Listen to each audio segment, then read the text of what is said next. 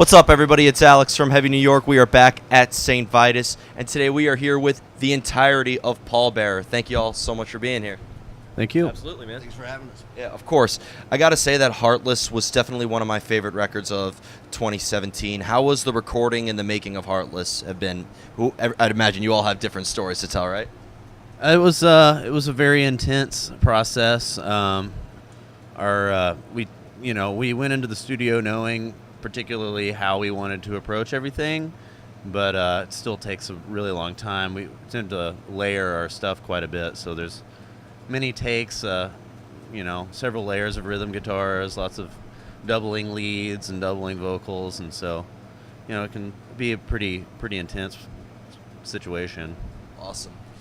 Anybody else want to elaborate? It was definitely less stressful than Foundations of Burden, though. That was one of the most stressful experiences of our life, recording that record, because we were recording 14 hours a day and then also living in the studio where we were recording for a month, so it felt like Groundhog Day, pretty much. It was harsh.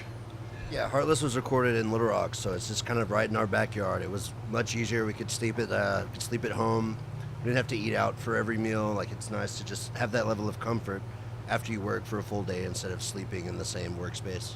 Yeah, I noticed a lot of bands say they prefer to record in their hometown because they're comfortable in their own soil. They're able to go home afterwards and regroup easier. So it definitely has to help the recording process sleeping in your own bed, right? Certainly. Yeah.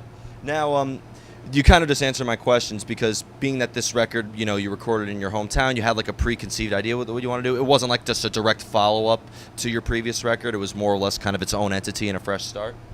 We try to think of every album as kind of an extension of what we had done before.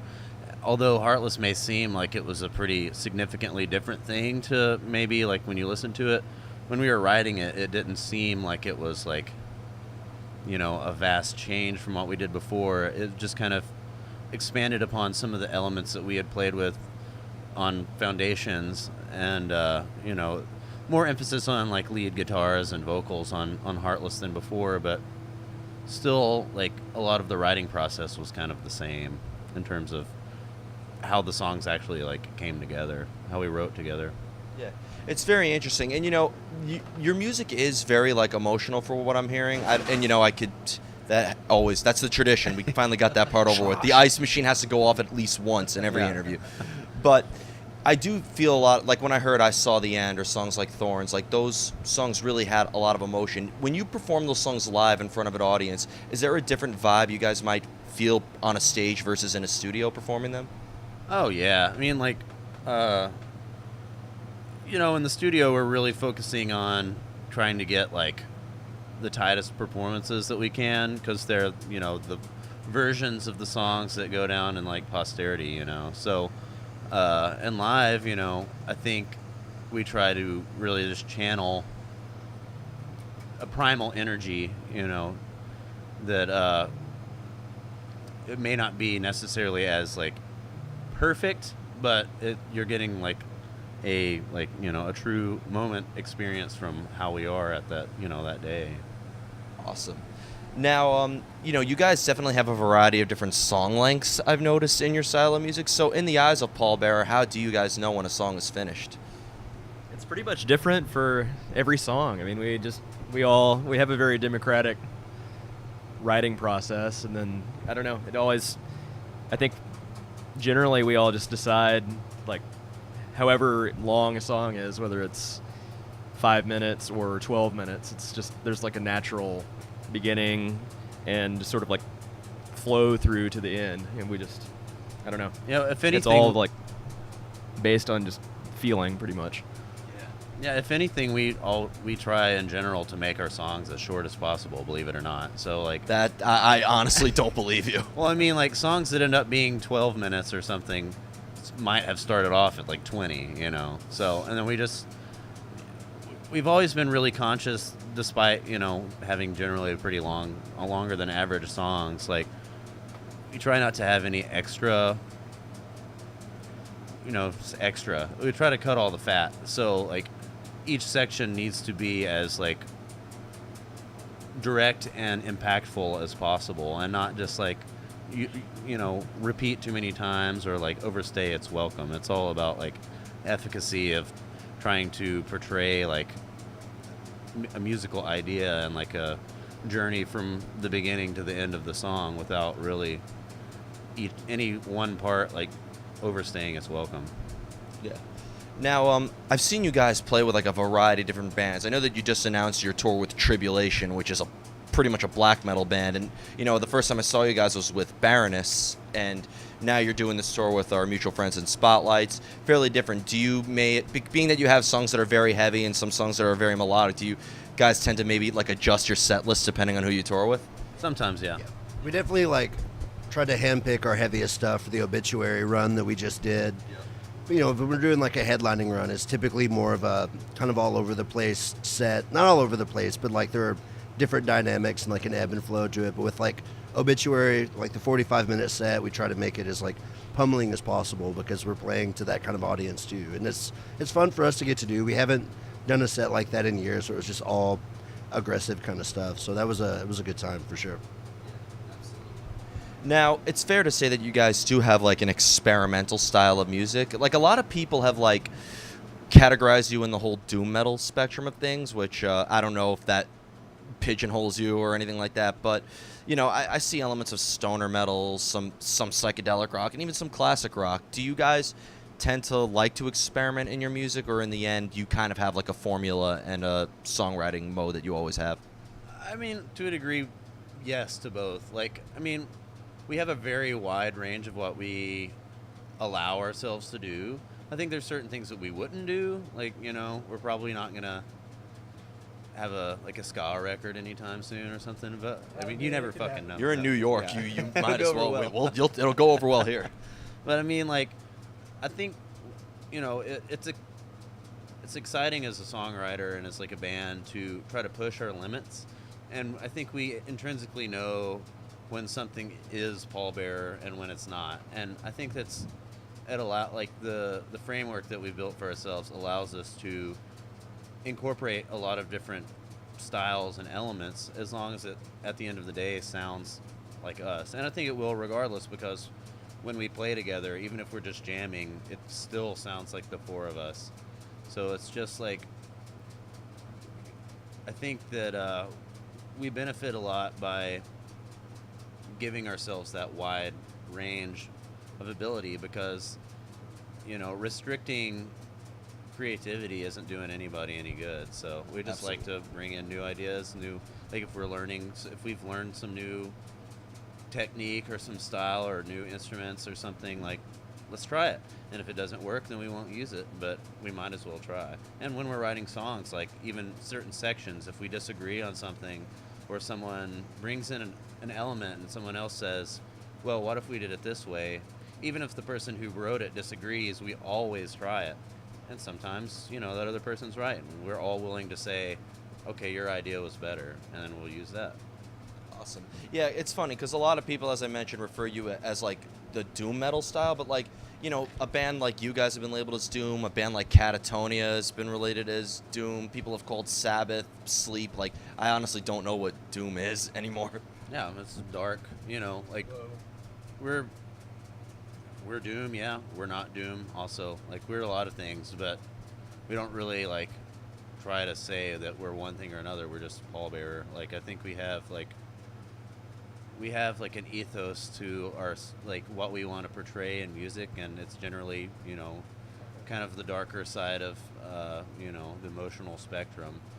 But, you know, you can call it doom if you want, that's fine. You can call it rock and roll, you can call it metal, like, you can call it Zydeco. Fucking Zydeco. Wait, what?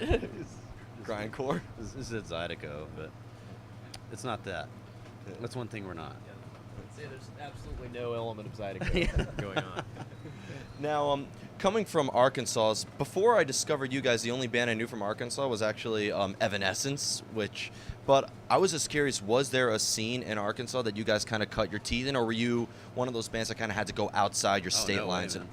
There was a really, really great scene, and there is still a really great scene in Arkansas. Actually, like, one of the bands that's playing with us today is another band from Little Rock. There's kind of like an Arkansas style of heavy music that I don't know that is like necessarily that well known nationally because there haven't been that many bands that have kind of made it out. But there's been a lot of good stuff for a really long time. There. Yeah, I'd say we're like pretty indebted to our predecessors in a lot of ways from Arkansas. Like I think a large amount of our direct influences are actually Arkansas bands. So yeah, we just happen to be, we happen to be the ones that people outside of the state know the best. But there's equally good, like a number of equally bands that are as good as us from Arkansas still going right now. Which is awesome. And before we go, I'd like to do a little bit of gear talk since I have all 4 of the members here. That's my favorite time. So pass the mic around. Let's discuss our weapons of choice. Fender Precision Bass, tube amps. I have a couple different Varellin tube amps that I use, and a ever-evolving variety of pedals that are pretty much, I would say 95% of them are just overdrive or distortion pedals. So. I never, a friend of mine, he's in the band Godmaker, who's a big fan of you guys. Shout out to Godmaker. He's a bassist, and he has more pedals than Tom Morello. I'm like, how many of those do you need? The answer is all of them. All of them and more. What about you?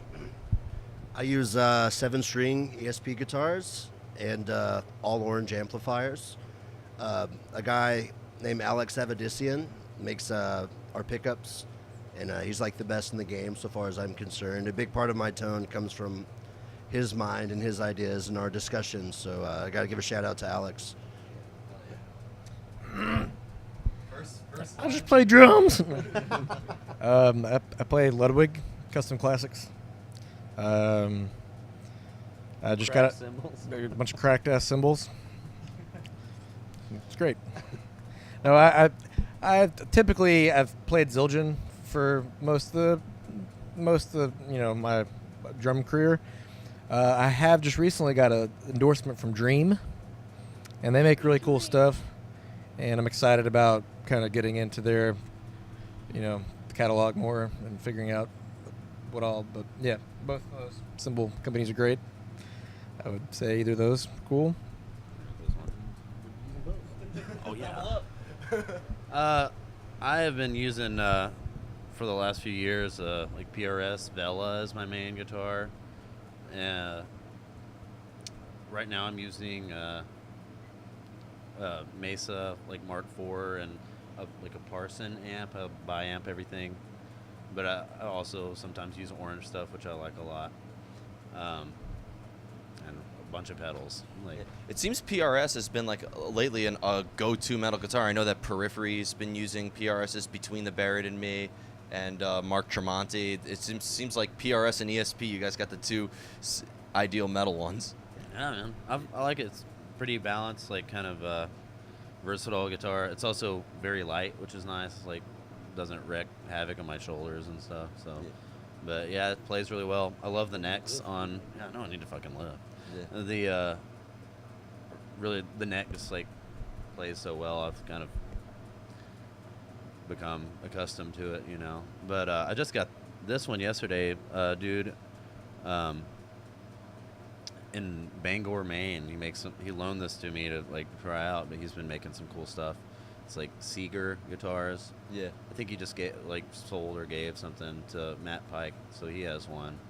But he makes some pretty cool stuff. I'm gonna probably try that one out tonight. I just got it yesterday. So. Yeah, V's are pretty light. For those of you who can't see it, it's a V model, and V's are always lighter. So if you're singing and playing, it's so much easier. Yeah, it's like a brown bomber over here.